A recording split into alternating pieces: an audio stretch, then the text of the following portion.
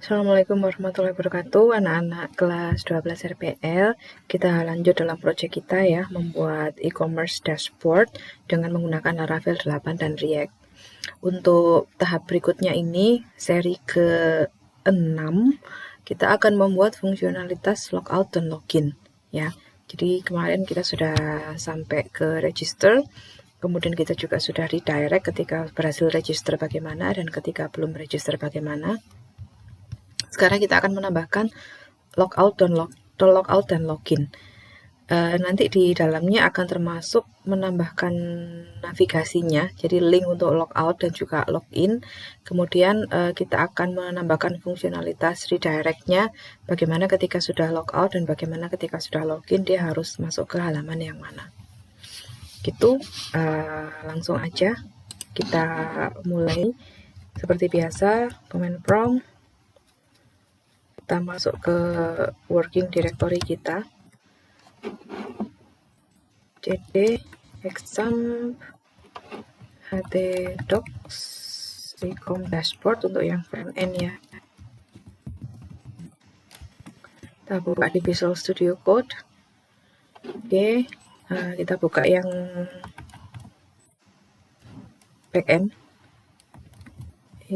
cd ecom dashboard backend. Oke, kita buka di Visual Studio Code. Tuh, untuk yang front end kita jalankan dulu. nvm start.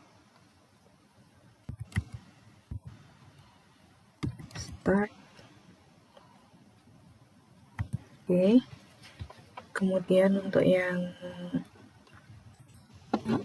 backend, nah untuk yang backend kita juga jalankan php artisan serve.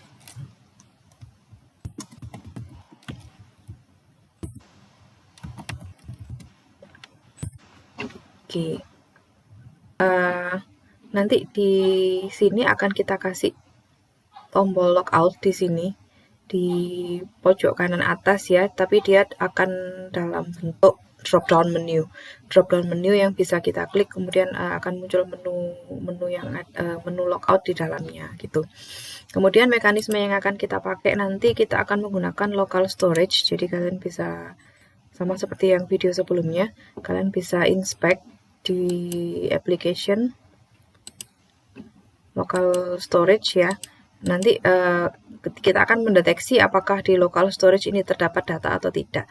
Jika sudah terdapat data, berarti dia sudah login, data user, password, dan email. Kalau sudah terdapat data, maka fungsionalitas logout itu bisa kita aktifkan. Kemudian ketika dia melakukan klik pada logout, maka yang akan dihapus adalah data yang berada pada local storage untuk membuat kondisi di mana dia tidak login. Jadi saya ulang, mekanisme logout yang akan kita buat nanti adalah memainkan di local storage ini. Jadi seperti yang di video sebelumnya kita sudah buat bahwa ketika si user itu sudah register dan dalam kondisi sudah login, maka data user itu akan tersimpan pada local storage ini ya. Pada local storage username, email, dan passwordnya itu akan ada di local storage. Nah, ketika data itu ada, berarti dia sudah login, sehingga navigasi logout atau tombol logout itu bisa kita tampilkan. Seperti itu. Nah, kalau misalkan usernya memilih untuk logout, klik logout, maka data-data yang ada di local storage ini tentang user terkait itu akan kita hapus. Nah, ketika data itu sudah terhapus, maka halaman logout itu seharusnya akan hilang. Ya, berubah menjadi halaman login. Karena kalau sudah logout, dia nggak bisa logout lagi. Jadi harus kita matikan logoutnya. Begitu pula sebaliknya nanti untuk login, ketika dia di sini di local storage ini tidak ada data, berarti dia bisa akses ke login. Begitu. Untuk filenya kita di header.js. Di sini kalian kasih tambah satu nav lagi. Nav ini. Kemudian kalian pakai nav drop down. nav drop down. Kemudian sebelum pakai kalian harus import. Udah auto import di sini. Kalau misalkan kalian tidak muncul auto import, kalian bisa ketikkan secara manual di sini di paling atas di import dari React Bootstrap ya, karena nav dropdown ini adalah komponen dari React Bootstrap. Kalian tinggal tuliskan di sini di jari satu dengan navigation bar, nav dropdown seperti itu. Tapi jika sudah auto import seperti punya Bu Dewi, kalian nggak perlu ngetikkan lagi. Nah, kemudian di dalamnya nav dropdown ini kalian kasih item text, nav dropdown titik item text nih, kalian kasih logout ya. Jangan lupa ini dikasih title sama dengan username seperti ini. Nanti ini di bagian title ini nanti akan kita ganti dengan nama username yang tampil. Kita cek. Oke. Sudah muncul di sini. Di pojok kanan atas. Kemudian kita inspect aja dulu. Kita inspect, kita nyalakan application local storage ya. Application local storage, kita akan membuat fungsionalitasnya. Untuk bisa user itu logout. Cuman syarat untuk logout dia harus sudah ada data di dalamnya, di dalam local storage ya. Data itu didapat setelah kita login. Sehingga di sini kita bisa masukkan salah satu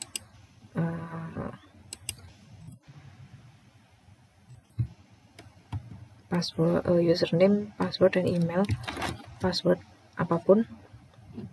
Kemudian sign up. Pastikan di sini sudah ada value-nya ya, sehingga nanti kita bisa bikin fungsionalitas untuk login dan logout.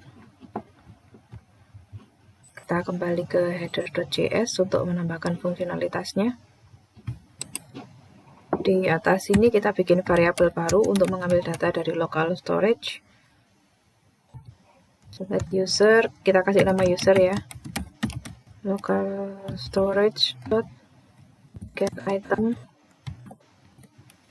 user info. Kemudian sebelum bisa dipakai dia harus diparse, karena nggak bisa ngambil langsung data dari local storage ya. Jadi harus diparse seperti ini. Kemudian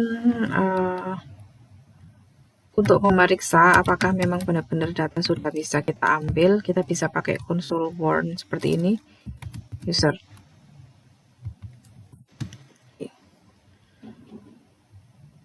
Kita cek, refresh, kita cek di konsol. Oke, sudah muncul di sini. Sudah muncul ya datanya di atas. Kemudian di header.js kita masukkan data itu di title. Ya, ini title diganti dengan bracket user titik name.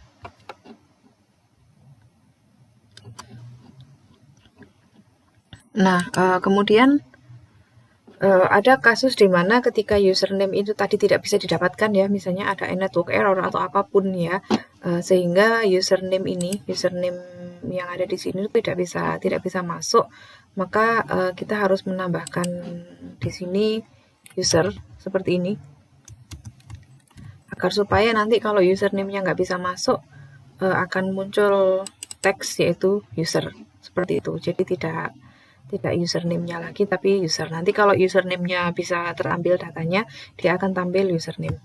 Kita save, kemudian reload. Nah, di sini kalian bisa lihat username yang sedang login, yaitu Listianti Dewi Astuti, nama saya sendiri, itu muncul di sini di navigation bar logout. Ya, itu fungsi dari title, nav dropdown title. Kemudian di sini title yang diambil adalah user.name. User.name ini adalah dari variabel ini, variabel user. Variabel user ini dia ngambil dari local storage. Local storage yang diambil adalah item user info. Item user info itu adalah ini. Kalau kita buka di local storage lagi, ini user info. Kemudian dimasukkan ke dalam variabel user seperti ini. Kemudian ditampilkan di title-nya navigation bar dropdown. Yang ditampilkan hanya name-nya saja. Jadi dia menggunakan user.name karena yang ditampilkan name-nya. Kalau misalkan ini kita ganti, katakan email seperti ini,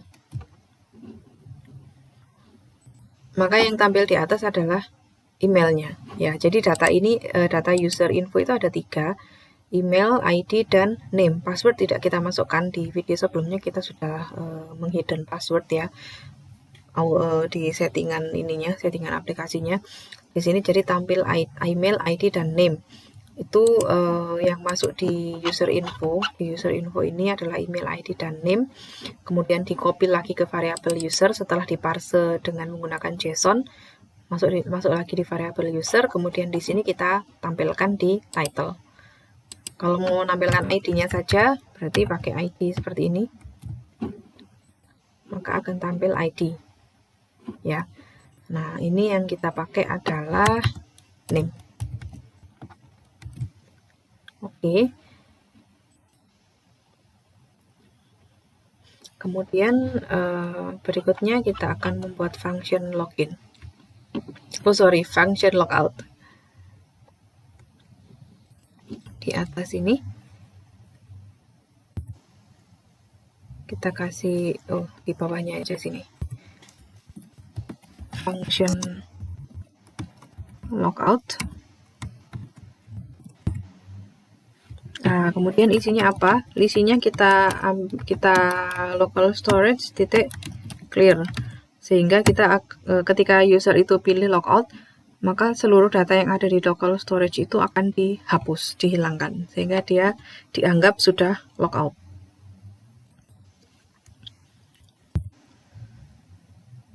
Kemudian setelah data dari local storage itu dihapus, di-clear, kita harus melakukan redirect ya.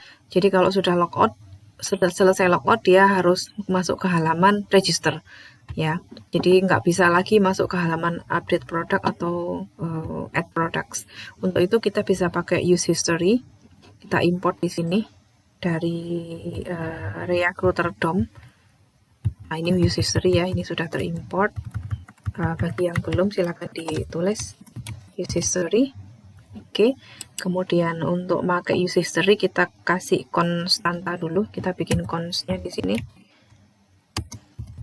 Kasih nama history sama dengan use history seperti ini. Kemudian di si function logout kita pakai di sini untuk meredirect. History push. Push kemana? Push ke register. Oke. Kemudian fungsi logout ini akan dieksekusi ketika link logout ini diklik ya, sehingga dia harus dipanggil di sini, di item text logout ini. Oke, di sini kita kasih function onClick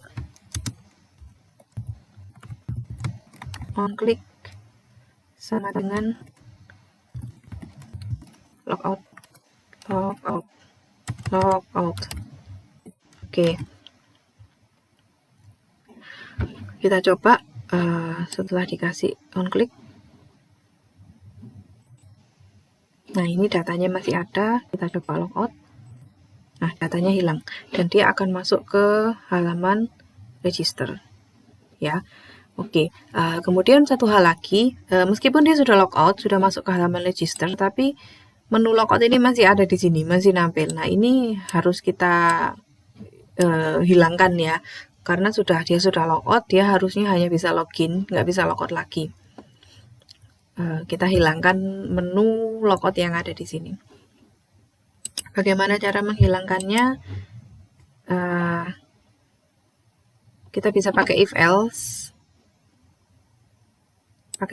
Jika ada isi di local storage, maka tombol logout tampil.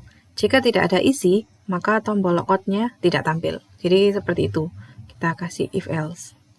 Taruh di sini di navbar yang ini, navbar yang untuk fitur logout itu kita taruh semuanya di dalam if else ya, sehingga mulainya if kita taruh di sini, di sebelumnya kita kasih local storage titik get item. Jika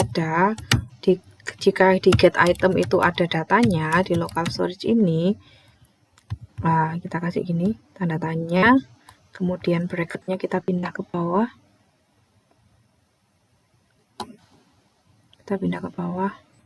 di sini. Jika ada, maka ini tampil ya, tampil drop down menu ini tampil. Jika tidak ada,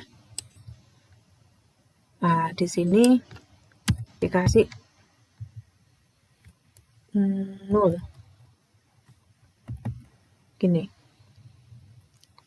kemudian kita save. Oke, kita cek. Nah hilang. Oke, reload, dia di sini hilang, tidak ada tombol logoutnya karena sudah logout. Nah, sekarang kita mau cek fungsionalitasnya secara keseluruhan ya, dari tadi yang logoutnya.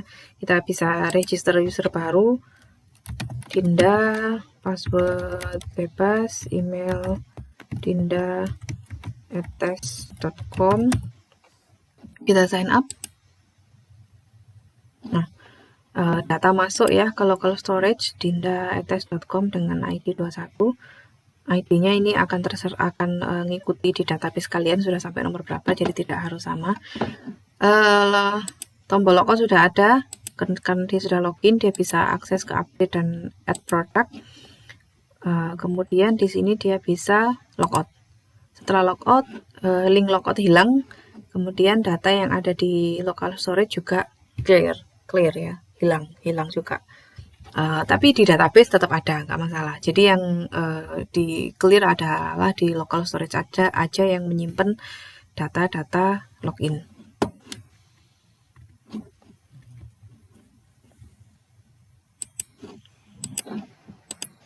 Berikutnya kita akan membuat untuk login ya.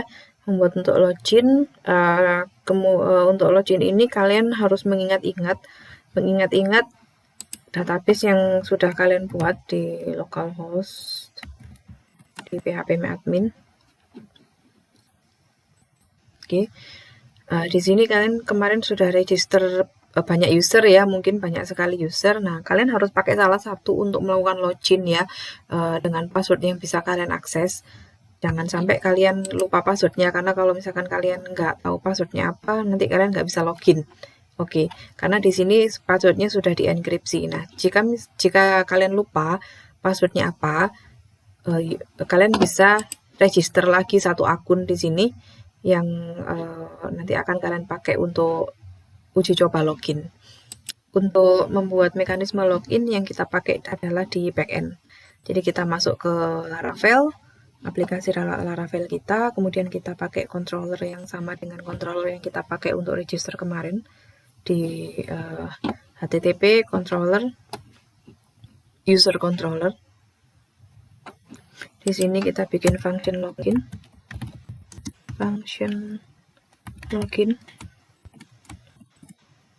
Untuk awal-awal ini kita kasih return aja, return suatu teks login API, karena nanti kita butuh uji coba dulu dengan menggunakan Postman. Kemudian kita registerkan di API.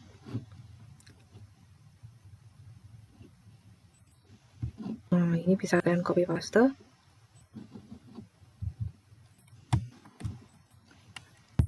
ini. Kemudian loadnya kita kasih namanya login. Kemudian yang dipanggil adalah fungsi login.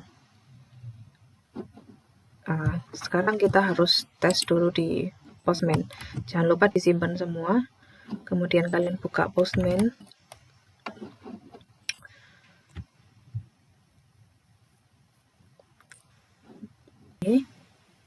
Di sini jangan lupa metodenya adalah post. Di sini API-nya kita ganti login. Oke. Kemudian pilih send. Nah, kalian bisa lihat statusnya. Kalau statusnya 200 oke, berarti komunikasi antara API ini berjalan lancar. Kemudian tampil data yang kita return tadi, login API ini yang dari user controller tadi.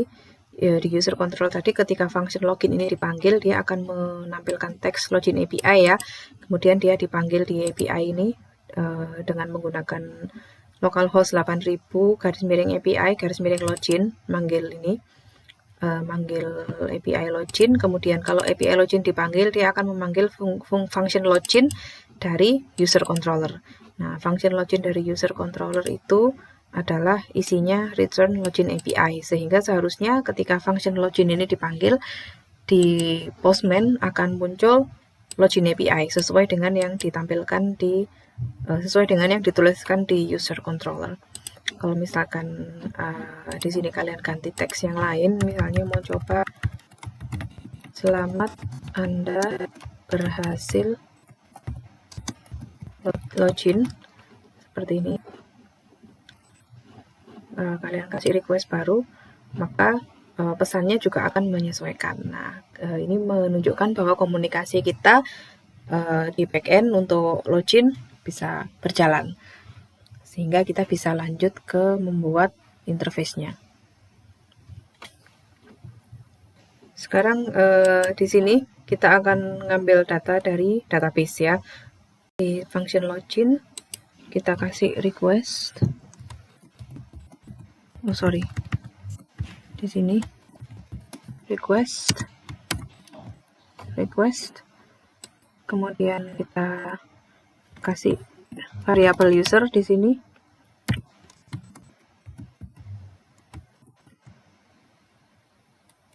Kita kasih kondisi where.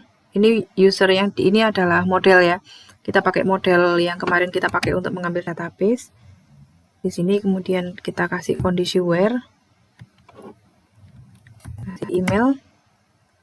Parameter pertamanya, parameter yang keduanya adalah request email.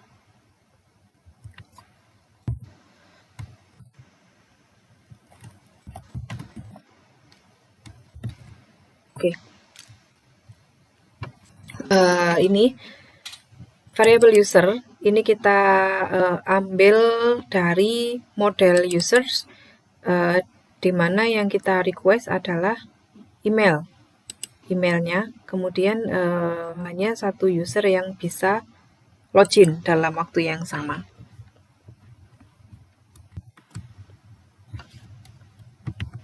Kemudian return-nya kita kasih user. Sekarang kita akan uji coba di Postman. Di body, pilih raw. Kemudian kita kirim password. Katakan passwordnya adalah admin.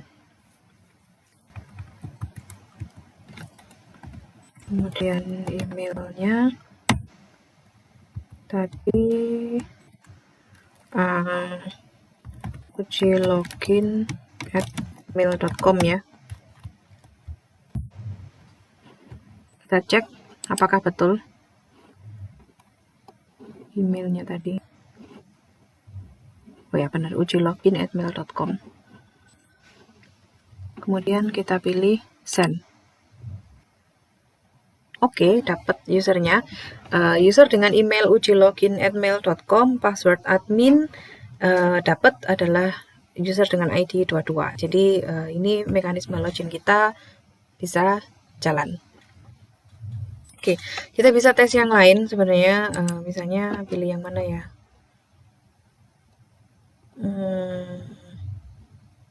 Check@mail.com seperti ini. Hanya saja kalau misalkan kita passwordnya salah, kita coba check@mail.com, passwordnya katakan 1, 2, 3, 4, kita send. Oke, benar ternyata check@mail.com dengan password 1, 2, 3, 4 ditemukan di tabel dengan ID 11. Itu untuk uji coba API login. Oke, di sini kita secure loginnya. Secure artinya nanti kita atasi jika dia emailnya salah atau passwordnya salah ya. Apa yang harus kita lakukan ketika salah satu antara email atau password salah? Di sini kita kasih if jika tidak ada user atau usernya salah, user, kemudian or hash, karena passwordnya tadi sudah dienkripsi, jadi kita harus kasih hash,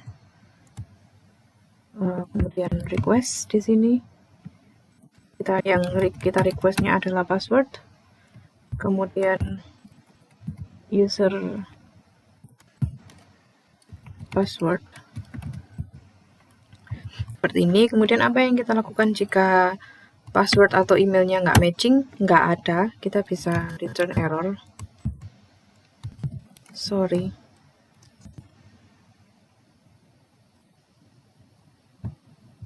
Kita kasih error dulu di depannya. Error. Ini. Kemudian sama dengan tanda begini, baru kita kasih sorry. Email or password is not doesn't match. Oke. Kemudian untuk return dia bracketnya bukan kurung tapi kurung kotak seperti ini, sorry. Begini. Oke, titik koma. Oke, kemudian kita save.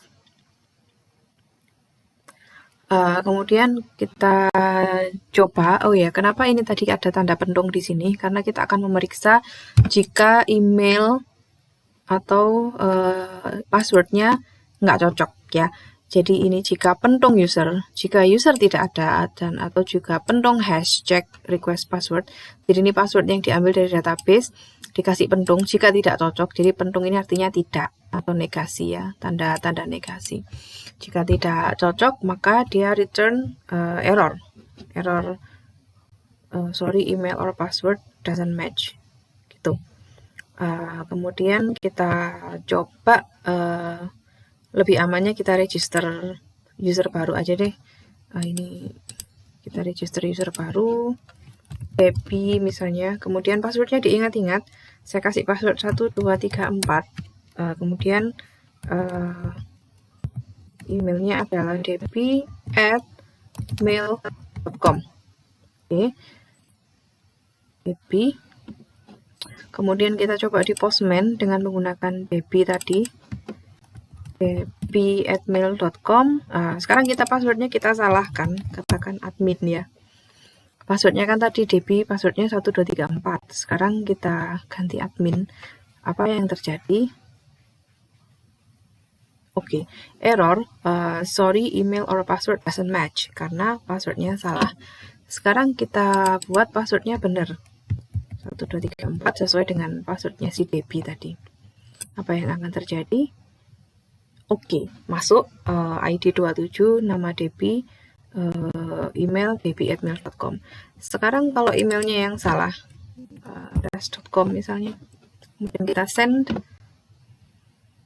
error lagi. Oke, jadi API kita untuk yang checking password dan email sudah berjalan. Ini kalau benar dp@mail.com dengan password 11234 dia masuk. Kita bisa lanjut ke tahap berikutnya. Oke, berikutnya kita akan membuat formnya. Jadi kita tadi API-nya login itu sudah jalan. Sekarang kita akan membuatkan form login ya. Form login itu adalah bagian yang berinteraksi langsung dengan user karena user akan mengisikan data ke form tersebut sehingga kita bikinnya di front end ya, di React. Kita masuk ke aplikasi React kita. Masuk ke login.js. Oke. Di sini kita akan membuat form login. Oke, di sini. Ini halaman ini nggak usah kasih, langsung login aja. Kita kasih input.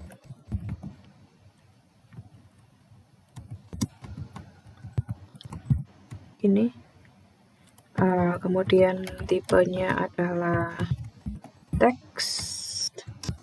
Placeholdernya email ya. Oke. Kemudian bisa dikasih bootstrap biar lebih cantik. Kasih class name form control. Kemudian ukurannya kita kasih juga. Dikasih di sini. If class name call sm6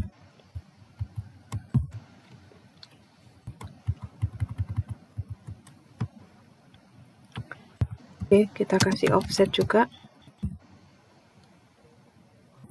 SM3 begini. Oke. Lalu di sini div-nya ditutup seperti ini. Nah, ini kelebihan satu tanda kutip. Oke. Kita cek dulu di aplikasinya. Kita logout. Kemudian masuk ke halaman login. Oke. Lumayan. Sudah di tengah. Untuk memisahkan memberi jarak ya antara judul login ini dengan form. Di sini kita kasih PR aja. Nah, di sini kita kasih PR. Oke. Kita cek lagi. Oke, sudah agak turun ini. Kemudian yang kedua adalah password ya. Ini kita copy aja. Input type. Input type-nya adalah password. Placeholder-nya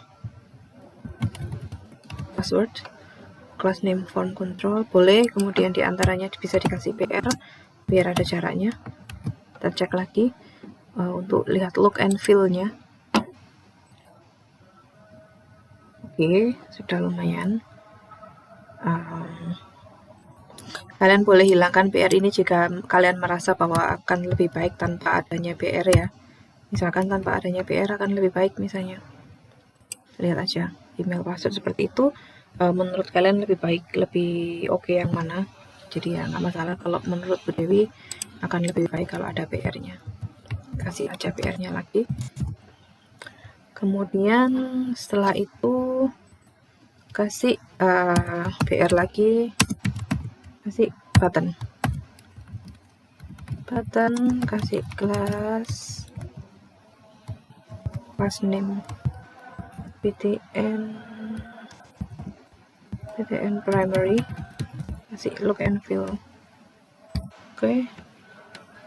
Kemudian kasih tulisan login, L-nya besar. Oke. Kita cek. Oke, sip. Kemudian kita akan buat state di atas sini. const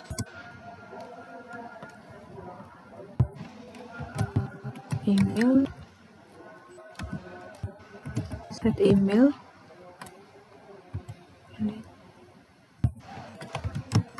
Masih ingat state di ini ya, di pertemuan sebelumnya kita bikin state untuk melaksanakan pengisian form.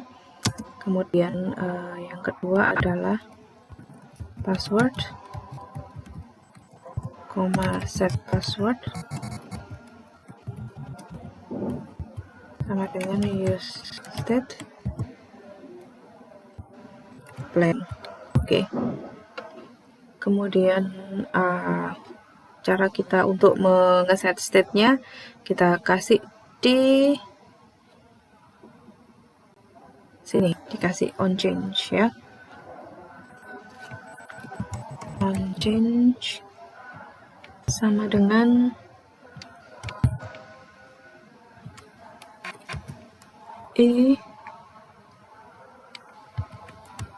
sama dengan tanda panah set email, kemudian target.value seperti ini. Kalian save, ini dia biasanya juga auto format, kalau nggak auto format ya nggak masalah. Kemudian di sini di password juga jika kita kasih on change ya, on change sama dengan ini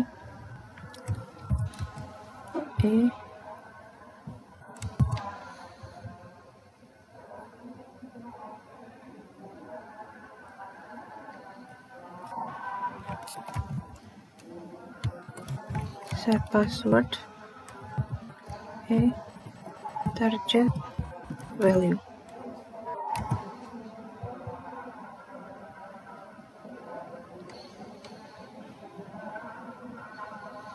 Kemudian ketika buttonnya diklik, apa yang terjadi? Dia harus login ya. Jadi on kliknya kita kasih pemanggilan untuk function login. Oke. Kemudian di atas kita bikin function login seperti ini. Function login dengan L kecil ya, jangan lupa L kecil karena di atas kita sudah punya login untuk membuat state ini dengan L besar. Kasih login L kecil. Oke. Kemudian di sini kita cek dulu ke konsol.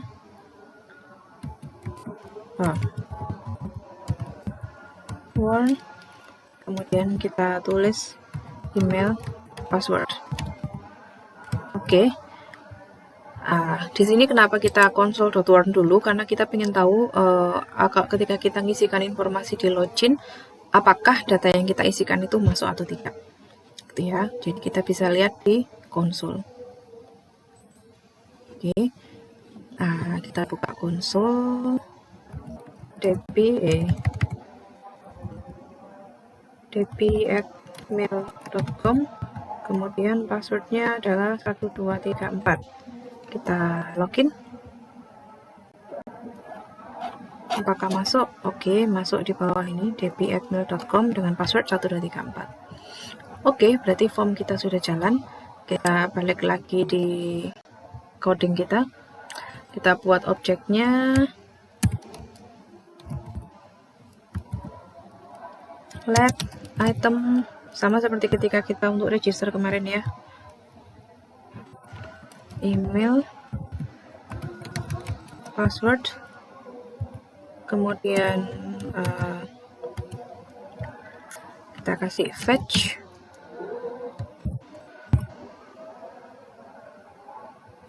http localhost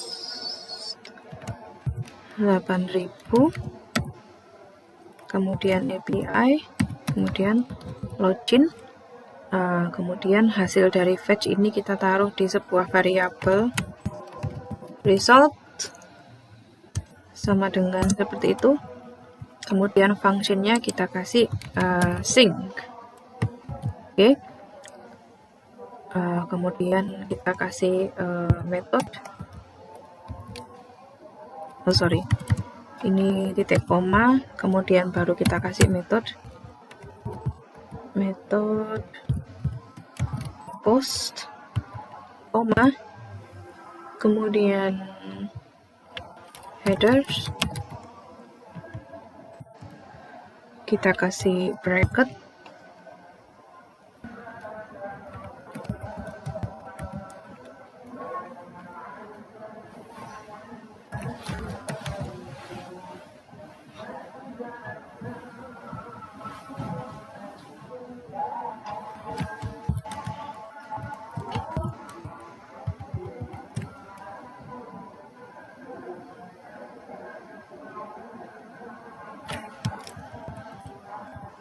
ini C-nya besar.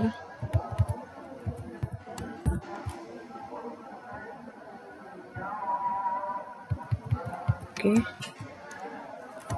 ini adalah application JSON. Kemudian yang kedua adalah set application JSON. Seperti ini. Ada beberapa hal yang harus ditambahkan. Di sini kurungnya, di sini harusnya kurung ya. Kita cek kurung-kurungnya. Function login asynchron, kemudian buka bracket, console warn email password. Nah, ini titik komanya kita hilangkan saja. Let item bracket email password, kemudian titik koma.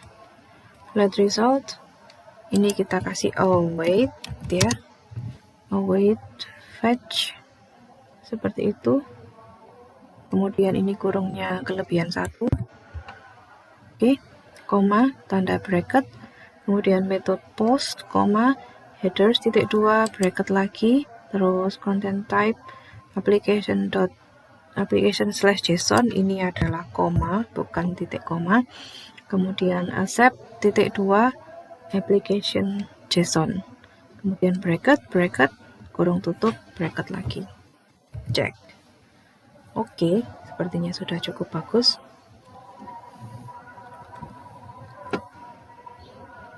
Oke, di sini kita kasih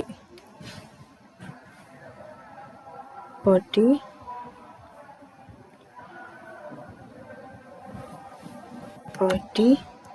titik 2 JSON stringify item, kemudian di bawahnya sini kita kasih result sama dengan await result titik JSON. Oke, titik koma, kemudian di bawahnya kita kasih local storage set item,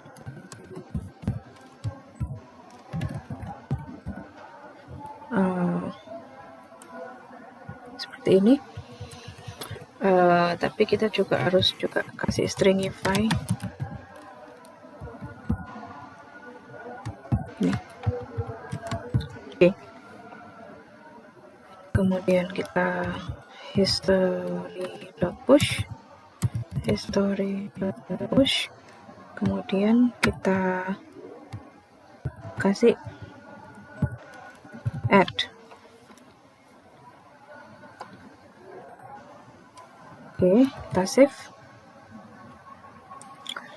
Oke, kalau misalkan ini seperti ini lancar, nanti kita coba di sini di aplikasinya harusnya semuanya lancar. Sekarang kita coba di sini. Kita pakai si Debbie, nggak apa-apa. debbie@mail.com dengan password 1, 2, 3, 4. Oh, ada error. Oke, kita perbaiki errornya. Ada di sini, kurang satu parameter lagi.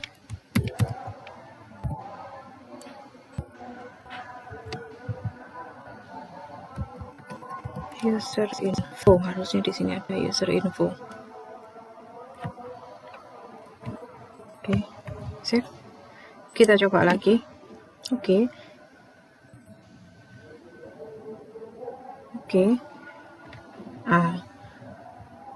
Masuk ke halaman add product, berarti kita berhasil login dengan user Debbie. Di sini juga masuk di konsol ID 27 Debbie email sekian. Kita cek juga di local storage, masuk juga. Oke, berarti semua ini sudah berjalan lancar untuk login.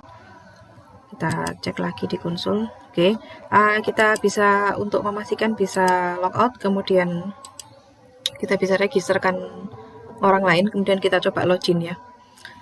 Katakan namanya Dodo, kasih password 1234, kemudian dodo@tes.com, kemudian sign up. Oke, kita logout si Dodonya,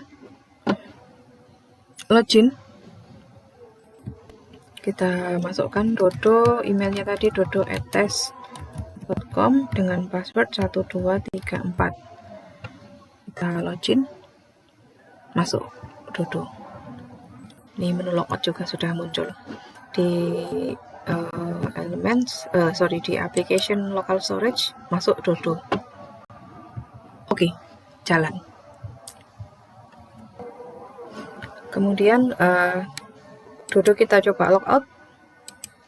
Oke, dia hilang Dodonya, dan di push lagi ke halaman register.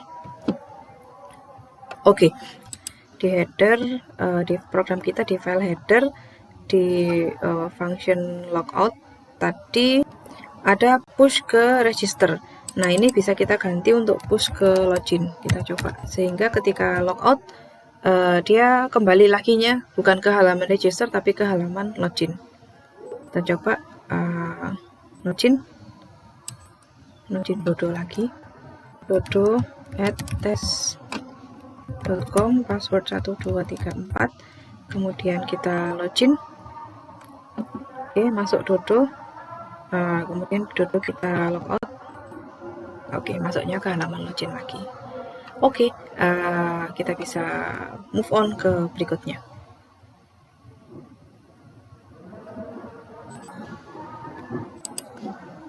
Saya jelaskan lagi ya untuk mekanisme login ini tadi biar lebih jelas lagi.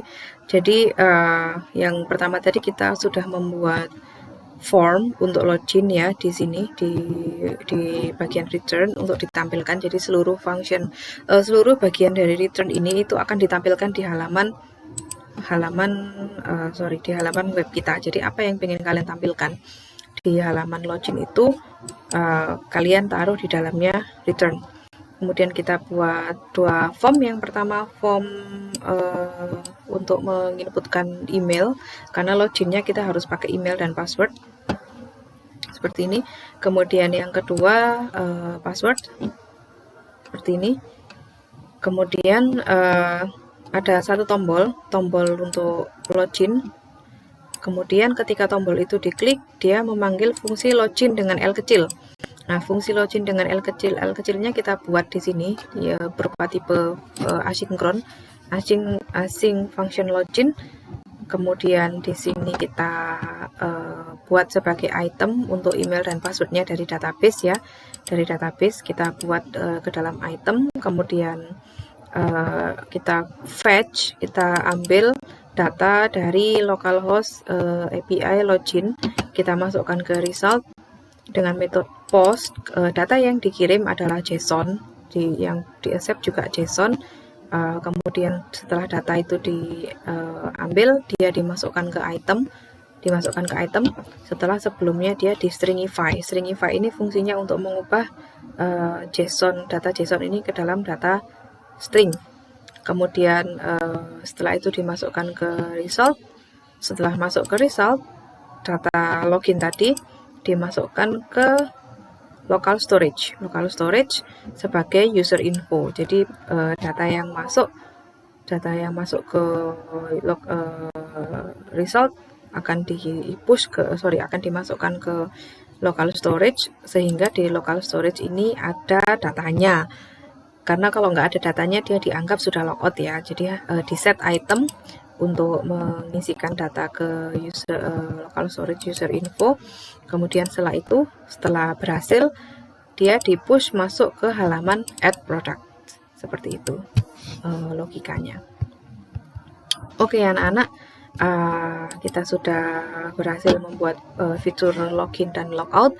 Nanti kalian jangan lupa dipraktikkan. Kemudian yang dikumpulkan adalah ini login.js, kemudian register.js, kemudian header.js ya. Login.js, register.js, kemudian header.js untuk yang dari front end.